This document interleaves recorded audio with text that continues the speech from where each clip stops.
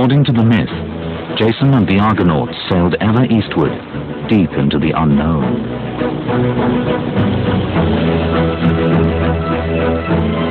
Weeks passed.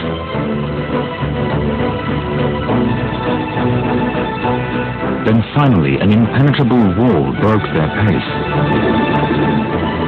The clashing rocks, the limit of the world in Greek mythology.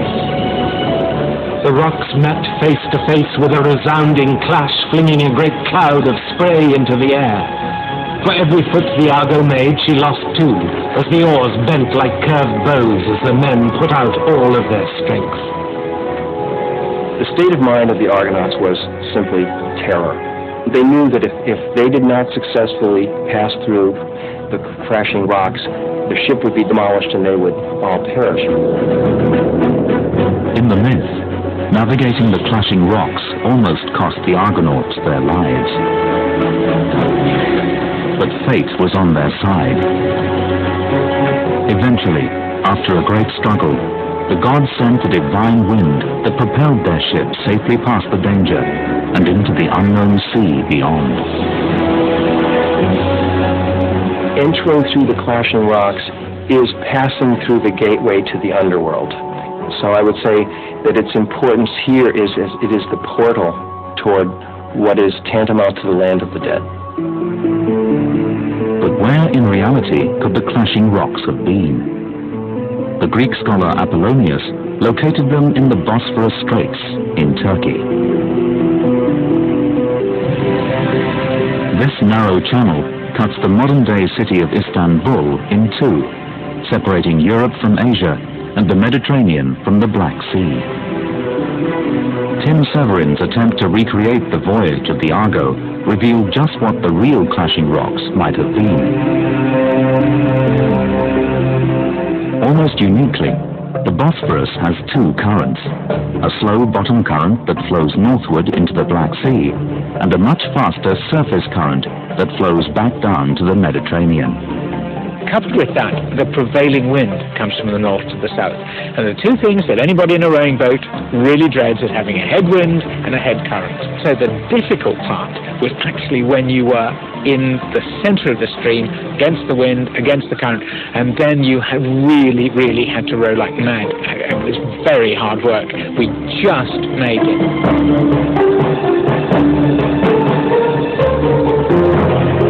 Severin's experiences suggest the real clashing rocks were the 2 opposing currents of the Bosphorus. The myth of Jason and the Argonauts, of the clashing rocks, which have hitherto shut off the Black Sea region. And part of the point of the voyage, of course, is that it blasts through that and forever opens up the Black Sea. Having overcome the challenge of the Bosphorus, the real Argonauts would have entered an unexplored world. A place Apollonius describes as populated by exotic peoples and fantastic creatures.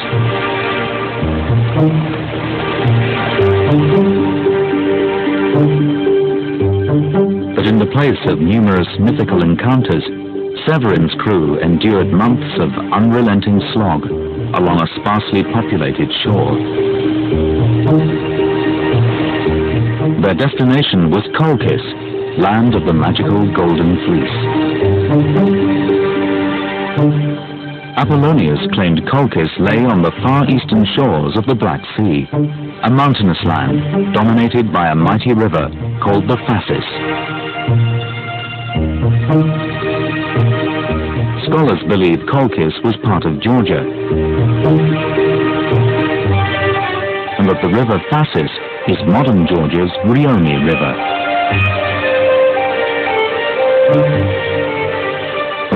It was here that Tim Severin and his modern-day Argonauts finished their voyage after a grueling 3 months. It was just a tremendous sense of achievement. I mean, there had been this sort of nearly 500,000 oar strokes. We'd got incredibly fit, we'd put in all this effort, we'd made it. Severin had proved Jason's voyage was possible. But when the Argonauts of legend arrived in Colchis, there were no celebrations. Arriving by night, they sailed inland in search of the capital.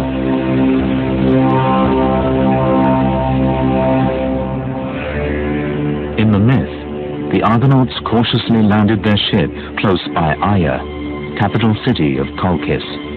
Jason approached the city alone. Granted an audience with the sorcerer king Aietes, he hoped that by choosing diplomacy rather than violence, Aietes would voluntarily give him the golden fleece. King Aietes had no desire to surrender the golden fleece. Instead, the tyrant resolved to be rid of the troublesome foreign prince. But like Pelias, Aietes feared the gods and could not simply murder his royal guest.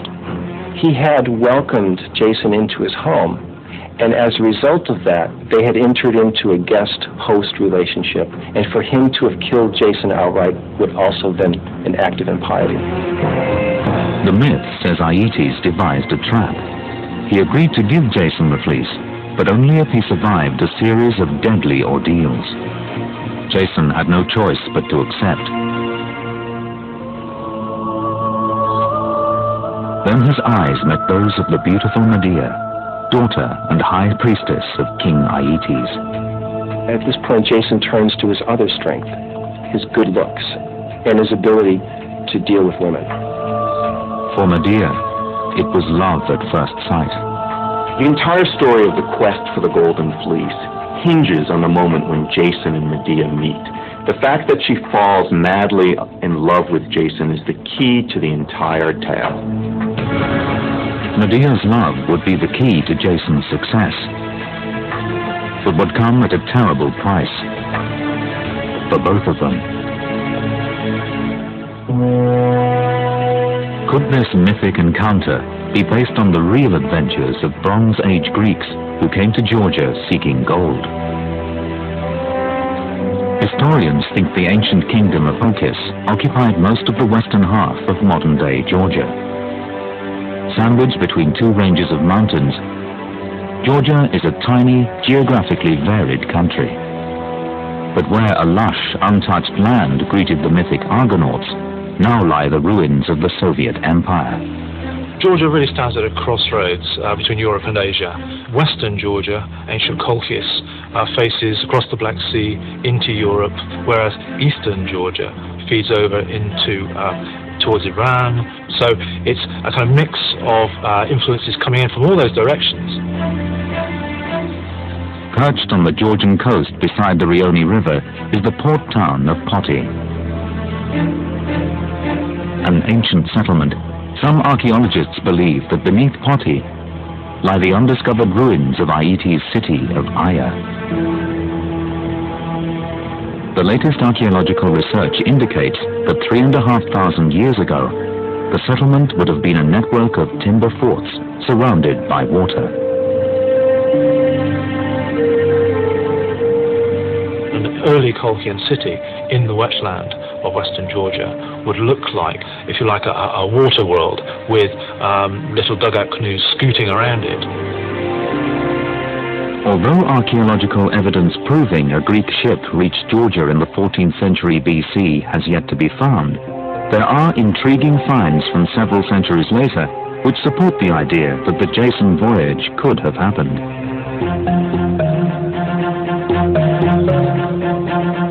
One of the country's most important excavations is taking place in Vani, a settlement that was among the first stone cities in Colchis. Perched on a high wooded hilltop, the site faces the dramatic snow-capped peaks of the Caucasus Mountains.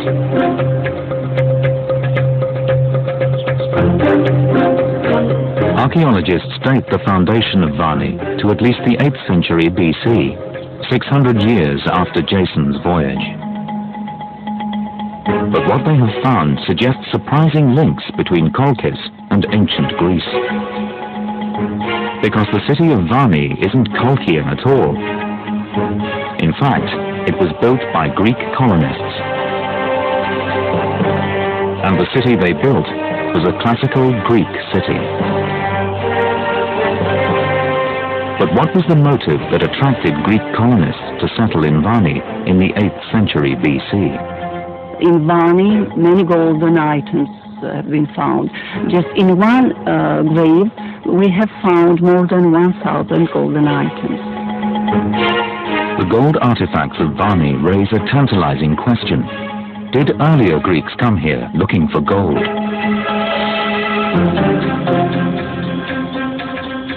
Site director Darajan Kachirava thinks so. Me personally, I trust Greek literary sources. Many times their evidence is confirmed archaeologically. So I trust this myth as well. Greek and Roman authors also claim that it wasn't just Jason who was based on a real character. So too was his nemesis, King Aietes, who is believed to have founded a dynasty of kings who ruled in ancient Georgia.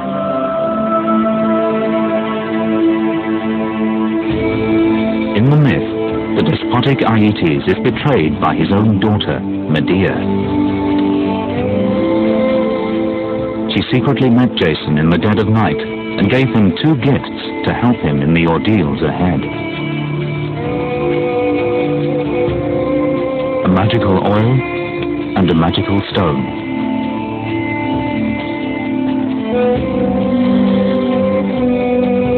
In return, Jason promised to take Medea back to Greece as his wife. Together, they would rule Iolkos.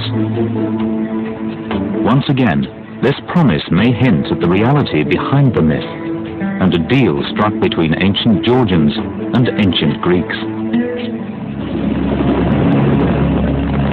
The next morning, Jason applied Medea's magical ointment and prepared to meet his first challenge, fire-breathing bulls.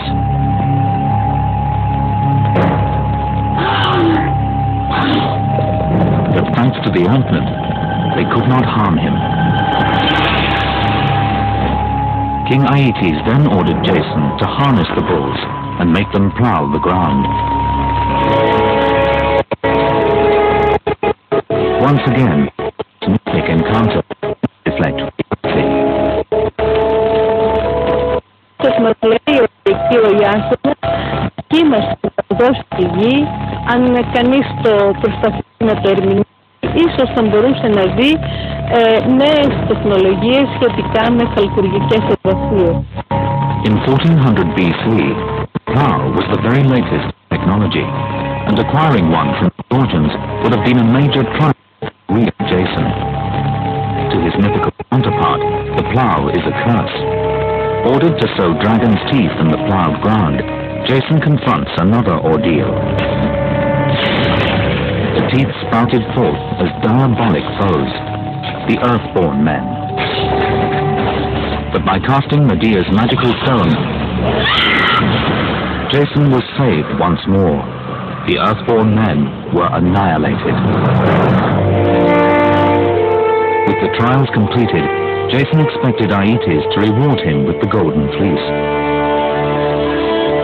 Aietes refused.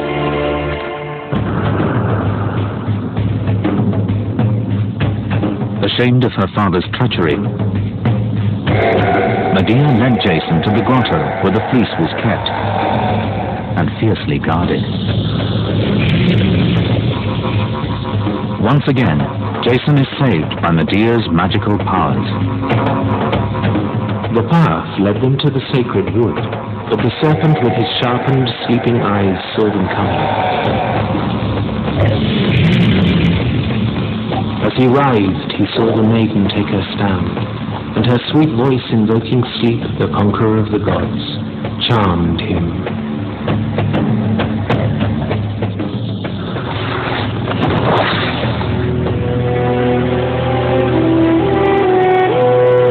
The golden fleece was his at last. But was the golden fleece a real object? What might be the reality behind the myth? High on the Caucasus Mountains of Georgia may lie the truth behind the ancient mystery of the golden fleece. For the Georgians, the mountains are the crucible of the world, a sacred, ancient place. In the remote region of Svaneti, local clans live in villages 4 or 5 days' drive from the nearest main road. Inaccessible for much of the winter, the people still make their homes in fortified tower houses. Built to withstand avalanches and invasion, some of these towers are over 1,000 years old and recall the tower houses built by the ancient Colchians. These high mountain villages also hold the secret of an age-old craft. Part of Georgia's unofficial economy, the villagers prospect for gold using an unlikely tool, a sheep's fleece. Okros mopoovis სიძველეს ვიდასტურებს ამ რეგიონში აღმოჩენილი არქეოლოგიური მასალები. უფროსი თაობებიდან, ვინც ოქროს ეძებდნენ, ნაკს მოსმენილი და ნივთიერი მასალებიც მინახავს, რომ ისინიც ოქროს ეძებდნენ წყლის ტყავის მეშვეობით. The method has changed little in centuries. Slowly and methodically, prospectors sweep sand down a wooden chute.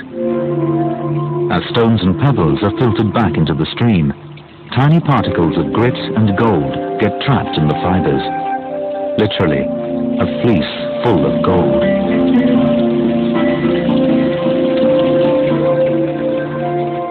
The contents of the fleece are then washed out into a pan, and the water is boiled off, leaving pure mountain gold.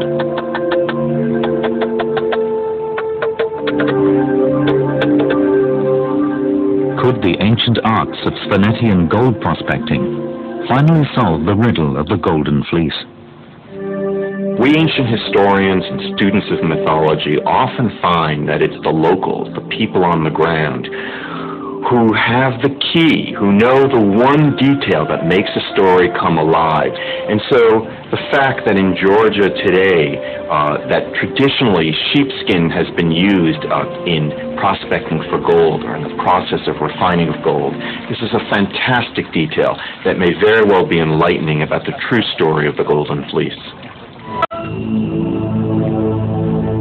At every turn, the story of Jason and the Argonauts has striking real-life parallels. It seems highly probable that Mycenaean Greeks could have voyaged all the way to Georgia in 1400 BC and acquired gold from the Caucasus Mountains. They then set sail for home.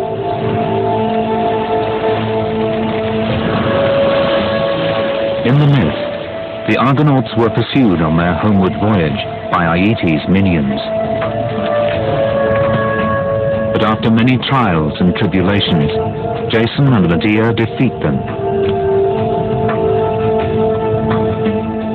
They marry en route and arrive back in Iolcos as heroes. And here Apollonius ends his tale. His poem was an outstanding success, and he seems to have been rewarded with the greatest prize an ancient scholar could hope for.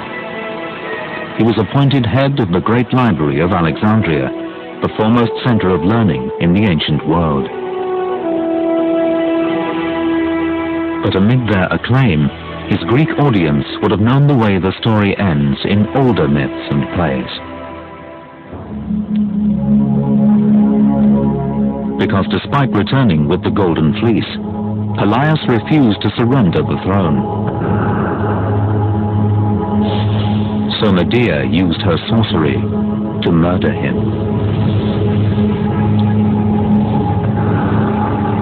As punishment, the couple were banished from Iolcos forever.